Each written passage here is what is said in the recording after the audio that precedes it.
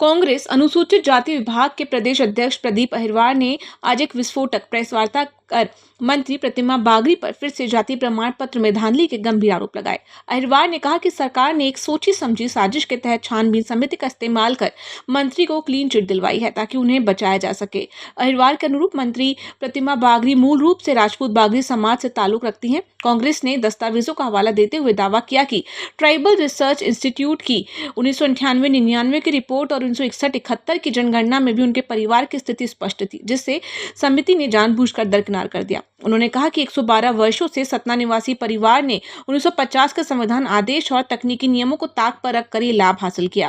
कांग्रेस ने इसे सरकारी मशीनरी का दुरुपयोग करार देते हुए ऐलान किया कि वे इस मामले को हाई कोर्ट में चुनौती देंगे। अहिरवार ने कहा कि मंत्री को बचाने के लिए की गई ये लीपापोती उजागर होकर रहेगी और वे हाई कोर्ट क्या सुप्रीम कोर्ट तक इस लड़ाई को लड़ेंगे। 1950 में जो संविधान आदेश पूरे देश के लिए लागू हुआ, उस संविधान आदेश का तात्पर्य ये था कि अनुसूचित जातियों को पूरे राष्ट्रीय स्तर पर सूचित किया गया था, चिन्हित किया गया था कि आपको मान्यता अनुसूचित जाति की, जनजाति की है या नहीं है।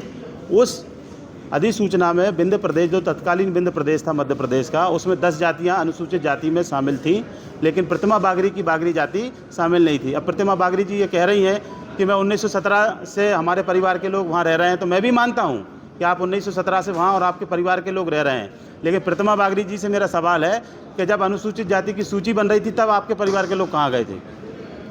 प्रतिमा बागरी जी ये जवाब दें कि 1961 में आपने अनुसूचित जाति में अपनी गिनती क्यों नहीं करवाई? प्रतिमा बागरी जी ये जवाब दें कि 1971 की जो जाति जनगणना हुई उसमें आपने सतना में अपने आप को अनुसूचित जाति क्यों नहीं गिनवाया? क्यों अपने आप को आपने राजपूत गिनवाया? तो ये सब बहुत व्यापक और स्पष्ट तथ्य हैं, अभिलेख हैं, और उन अभिलेखों को छानबीन समिति ने नज़रअंदाज किया है।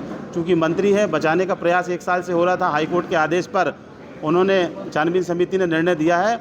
मुझे पूरा विश्वास है कि माननीय न्यायालय अनुसूचित जाति वर्ग के अधिकारों को संरक्षण देने का काम करेगा। अब इस मामले को लेकर आप कोर्ट में जाएंगे? बिल्कुल, मैं मामले को लेकर हाईकोर्ट में जाऊंगा और हाईकोर्ट ही डिसाइड करेगा, क्योंकि छानबीन समिति का काम जाति प्रमाण पत्र को देखना है, लेकिन उन्होंने इस मामले में देखभाल समिति का काम किया है। वो प्रतिमा बागरी जी की अच्छी देखभाल की है। एमएस टीवी के लिए स्वाति ओगले की रिपोर्ट।